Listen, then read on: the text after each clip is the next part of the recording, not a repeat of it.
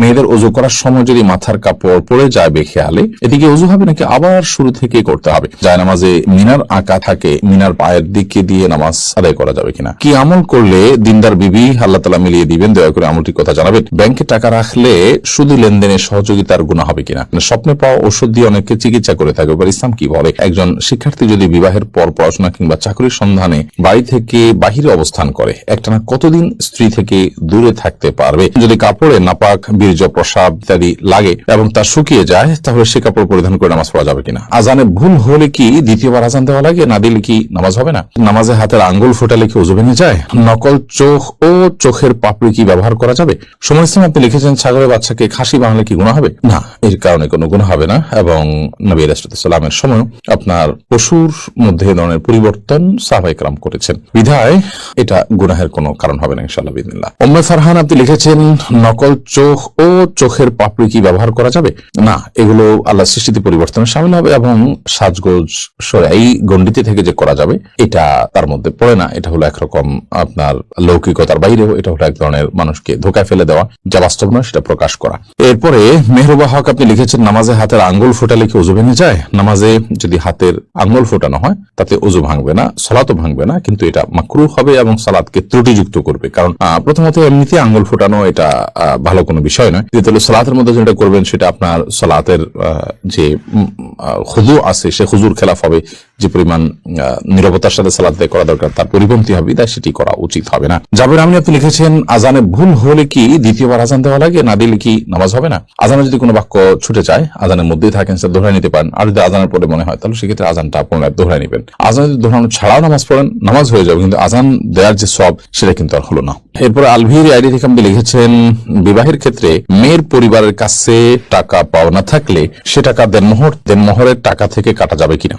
বিবাহের ক্ষেত্রে যদি মেয়ের পরিবারের কাছে টাকা পাওনা থাকে তাহলে সেক্ষেত্রে সেটা দেনমোহর হিসেবে আপনি কাটবেন তখন যদি এটা মেয়ের কোনো অধিকার সেখানে জড়িত থাকে এবং মূলত মহারানাটা মেয়ের প্রাপ্য। মেয়ের পরিবারের কাছ থেকে বলতে মেয়ের বাবার কাছ থেকে আপনি পেয়ে থাকতে পারেন, তার ভাইয়ের কাছ থেকে পেয়ে থাকতে পারেন, সেটাকে কাটাকাটি করবেন মেয়ের সাথে, সেটা জায়েজ হবে না। মোহাম্মদ আব্দুর রাজ্জাক আপনি লিখেছেন, যদি কাপড়ে নাপাক, বীর্য, প্রস্রাব ইত্যাদি লাগে এবং তা শুকিয়ে যায়, তাহলে সে কাপড় পরিধান করে নামাজ পড়া যাবে কিনা? বীর্য যদি লাগে, সে বীর্যকে যদি শুকিয়ে যায় এবং শক্ত হয়ে যায়, সেটাকে খুঁচিয়ে যদি উঠে ফেলানো যায় তাহলে তাদের সালাত আদায় করা যাবে, যদিও কিছু আলামত তাও থেকে যেতে পারে।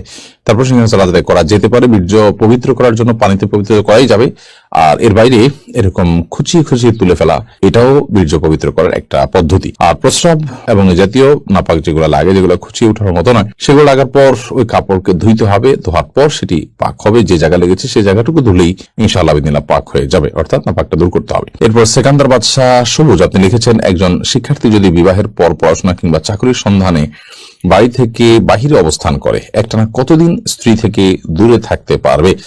এই বিষয়টি ভ্যারি করে যে তার স্ত্রী কতদিন পর্যন্ত নিজেকে নিয়ন্ত্রণ করতে পারবে, গুনাহ থেকে বেঁচে থাকতে পারবে, তিনি নিজে কতদিন গুনাহ থেকে বেঁচে থাকতে পারবেন সেটার উপরে।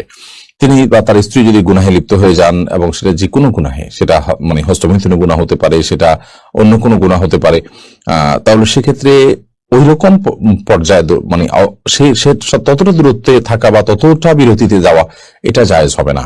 এটা ব্যক্তির উপর নির্ভর করে পরিবর্তিত হতে পারে, একজনের জন্য এক একটা। মৌলিকভাবে এটি আমাদের মাথায় রাখতে হবে যে আপনার স্বামী স্ত্রী একে অন্যের পাশাপাশি থাকাটাই উত্তম। দুনিয়াবী কোনো স্বার্থে কোনো প্রয়োজনে দীর্ঘমেয়াদে একে অন্য থেকে দূরে থাকাটা প্রশংসনীয় কাজ নয়। তবে উভয়ে যদি নিজেদেরকে ঠিক রাখতে পারেন তাহলে সেক্ষেত্রে উভয় স্ত্রীর সম্মতি ক্রমে এটি জায়েজ হতে পারে। হালিমা আপনি লিখেছেন, প্রসবের নাজুক সময়ে আমি নিয়ত করেছিলাম আমার স্বামীর সাথে কখনো ঝগড়া করব না, করলে 100 টাকা দান করব, কিন্তু সেই কথা আমি রাখতে পারছি না। মাঝে মধ্যে ঝগড়া করে ফেলি এবং আমার নিজের টাকাও নাই দান করার মতো। আমি যদি আমার স্বামীর কাছ থেকে নিয়ে দান করি এটা কি হবে? বা আমি যদি টাকা না দেই এতে কি আমার গুনাহ হবে? আপনি আপনার স্বামীর কাছ থেকে নিয়ে দিতে পারেন, এতে কোনো অসুবিধা নেই। আর যদি আপনি টাকা না দেন তাহলে সেক্ষেত্রে আপনার যদি মানত হয়ে থাকে এটা যে আমি এটা হলে এটা করবো, তাহলে আপনাকে এটা করতে হবে। প্রয়োজন আপনি পরবর্তীতে করবেন, আস্তে আস্তে করবেন, এটা আপনাকে করে যেতে হবে। আপনি নিজে করলেও হবে, স্বামীর কাছে টাকা নিয়ে দিলেও হবে ইনশাআল্লাহ। আফরোজা শারমিন লিমু আপনি লিখেছেন, স্বপ্নে পাওয়া ওষুধ দিয়ে অনেকে চিকিৎসা করে থাকে, ইসলাম কি বলে?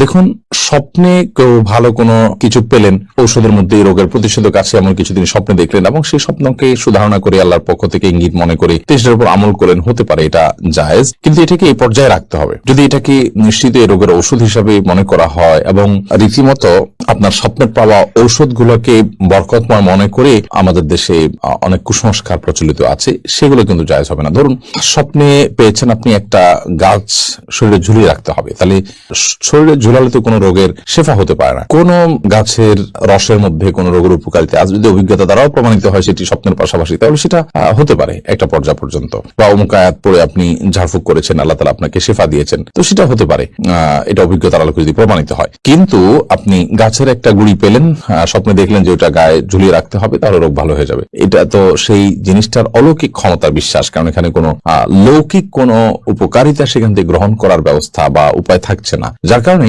এটি কুসংস্কার। এই ধরনের কুসংস্কার আমাদের সমাজে অনেকেই আছে। এরপর একটা কথা জানতে হবে, তা হলো ইমানদারের স্বপ্ন বিভিন্ন সুসংবাদ বা দুঃসংবাদ ইমানদারকে সতর্ক করে থাকে, এটি যেমন সত্য, এবং ওহী বন্ধ হয়ে গেল ইমানদারদের সুসংবাদ বাহী স্বপ্নগুলো বাকি থাকবে, সেটি যেমন সত্য। সেই সাথে স্বপ্ন দিয়ে শরীয়তের কোনো কিছুই প্রমাণ হয় না, সেটিও কিন্তু আমাদের জেনে রাখতে হবে। বিধায় যদি কেউ স্বপ্নের মাধ্যমে এই জাতীয় কিছুকে প্রমাণ করতে চান, তাহলে সেটি ভুল হবে, যে এটাই করণীয়, এটা আল্লাহর পক্ষ থেকে নির্দেশিত এবং এটাকে চূড়ান্ত মনে করেন। কারণ আপনার স্বপ্নটা শয়তান দেখাতে পারে, আল্লাহ তাআলা দেখাতে পারেন, জলবল হতে পারে, অন্য কোনো আজগাস আহলাম হতে পারে। তো আপনি সেটাকে নিশ্চিতভাবে আল্লাহর তরফ থেকে পাওয়া স্বপ্ন হিসাবে মনে করে এটাকে আপনার রীতিমতো বাণিজ্যের একটা মাধ্যম বানিয়ে নেওয়া, সেটা মোটেও সঠিক নয়, যেটি আমাদের সমাজে অহরহ হয়। নোমান কানপুরিয়াডি থেকে আপনি লিখেছেন, ব্যাংকে টাকা রাখলে সুদী লেনদেনে সহযোগিতার গুনাহ হবে কিনা।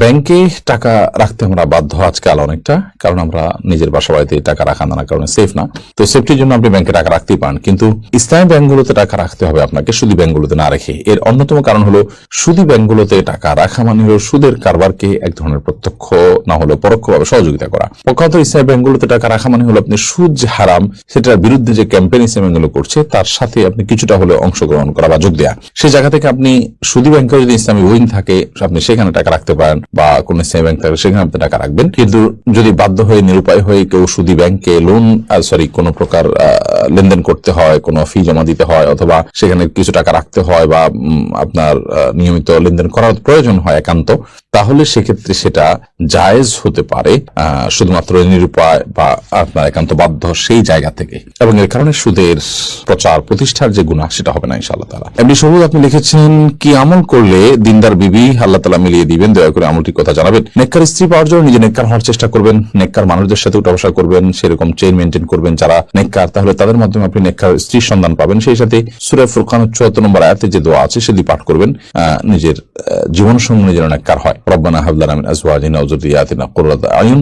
সাইদা আক্তার আপনি লিখেছেন, মেয়েদের ওযু করার সময় যদি মাথার কাপড় পড়ে যায় বেখেয়ালে, এদিকে ওযু হবে নাকি আবার শুরু থেকে করতে হবে? মেয়েদের মাথার কাপড় পড়ার কারণে ওযুর কোনো ক্ষতি হবে না, এবং ওযু অবস্থায় মাথা কাপড় থাকাও কোনো জরুরি বা আবশ্যক কোনো বিষয় না। বরং আমাদের মনে রাখতে হবে যে মেয়েদের ওযু করার সময় যখন তারা মুখ ধৌত করবেন, তখন তাদের তো চুলের গোড়া পর্যন্ত কানের লুতি পর্যন্ত পৌঁছাতে গিয়ে কাপড় ভিজে যেতে পারে, তখন বরং মাথার কাপড় খোলাটা অযৌক্তিক নয়, বিশেষ করে যখন কোনো মাহরাম পুরুষ তাকে দেখার কোনো আশঙ্কা না থাকবে। আর দ্বিতীয়ত যখন তারা মাথা মাসা করবেন, তখন যদিও মাথা কাপড় ফেলানো ছাড়া হাত ভিতর দিয়েও হতে পারে, তারপর অংশ মাথা কাপড় ফেললে খুব ভালোভাবে মাসা করা যায়, বিধায় মাথার কাপড় ফেললে ওযুর কোনো ক্ষতি হবে না, এর কারণে ওযুতে কোনো ত্রুটিও তৈরি হবে না। আমির হামজা আপনি লিখেছেন, জায়নামাজে মিনার আঁকা থাকে, মিনার পায়ের দিকে দিয়ে নামাজ আদায় করা যাবে কিনা।